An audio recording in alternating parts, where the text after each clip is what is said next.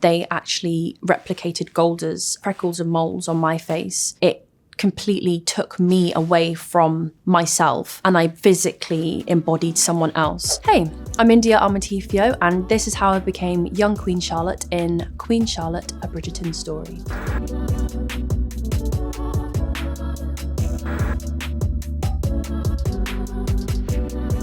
My first audition was a scene between Daphne and Reggae.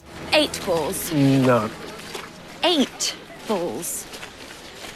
You do want our plan to succeed, do you not? All I was thinking was, don't try and copy Phoebe, just do something different. I sent a tape, which is also, for an actor, quite scary because you want to meet the people that you're trying to impress. And then I did a chemistry read with Corey and with Arsema, and that was in person. I didn't want to mimic anything that Golda had done. I didn't want to copy anything or emulate any of her performance. Please accept my apology. If I had known that you were you. You would have what? Not told me that you were trying to escape? Well, yes. I mean, I do apologise, Your Majesty. It's a lot of text. What's great about Bridgerton is that it's not a historically accurate show. Shonda has never said that it's based on facts. It is based off of real people, but it's a fantasy world. There was a certain level of research which was imperative. It's reading books, watching films, visiting Kew Gardens, which is where George and Charlotte spent most of their time with their 15 kids. We had a historical advisor called Hannah Grieg, and she kind of gave us very basic etiquette lessons. But it was all fun. It was like going back to school, but the fun elements. I felt like a naughty school kid sitting there, like trying to make friends with my new castmates. Shonda wanted the performances to be a bit like Bridgerton. It's very natural. You know, our posture changes because we're in real corsets, but our mannerisms and how we speak obviously is a little bit more heightened, but there's no books on your head or walking and marching, and you have to put your feet together, and it's all very relaxed. The prep for that was so much fun, and I think everyone that's been part of Bridgerton would say the same. Like I've listened to Charitha's Teen Vogue interview. Hi, if you're seeing this, I really admire you. Hi. She said that Jack Murphy, who's also our choreographer, was just super helpful, not just as a choreographer, but to create dialogue, which the dance scenes, that's all they are. It's a conversation without words. And as long as you remembered that, it didn't really matter what you were doing with your body, as long as you were trying to make the other person, the other character, the other actor feel something.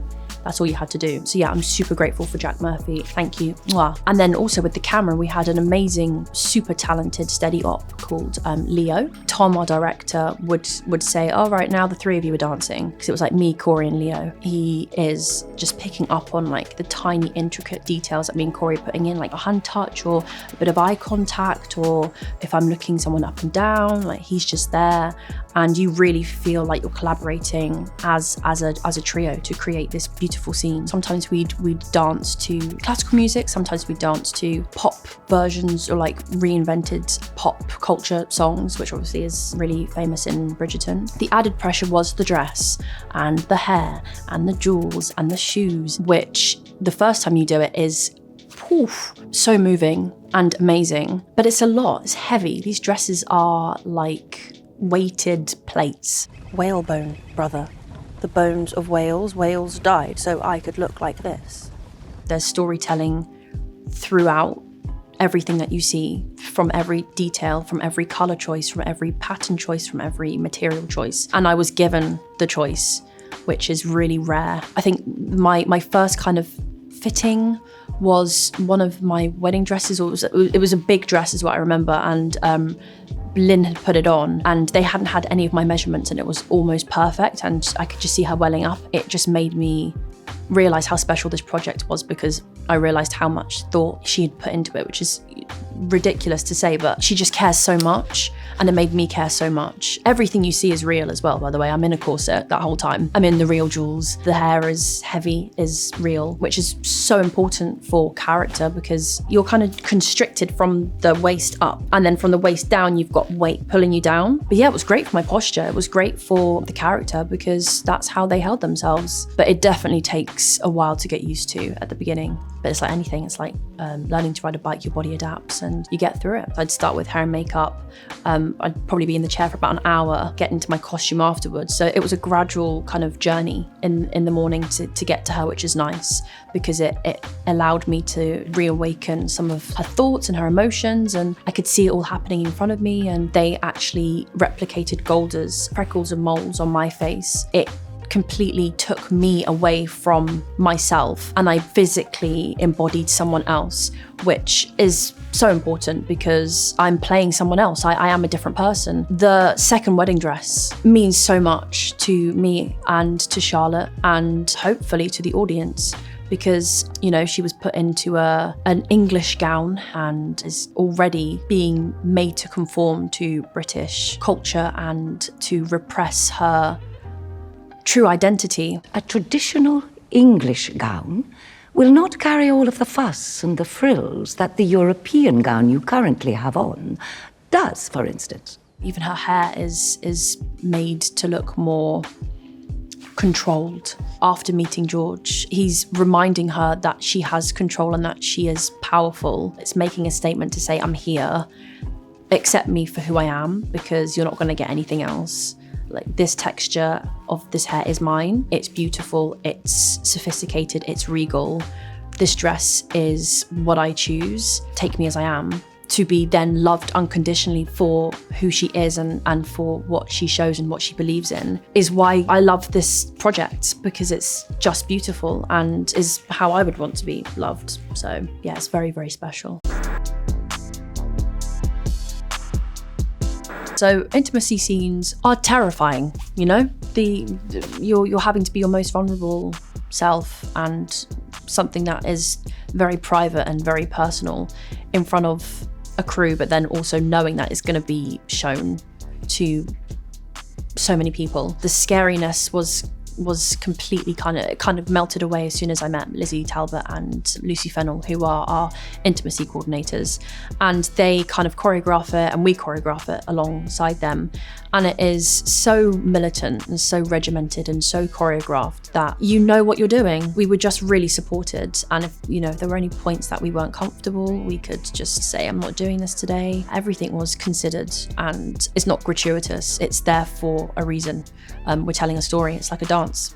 It's like a scene. It's like a eating scene. It's like a walking, talking scene. Tom Verica, director and producer, and Shonda were very, very clear from the beginning that they did not want a caricature of Golda. They didn't want me to emulate anything she did. They didn't want me to attach any of her mannerisms to my performance. It was very much my own invention of Charlotte at 17, which gives me the great honour of creating the foundation as to how we know her in Bridgerton. Golda's great.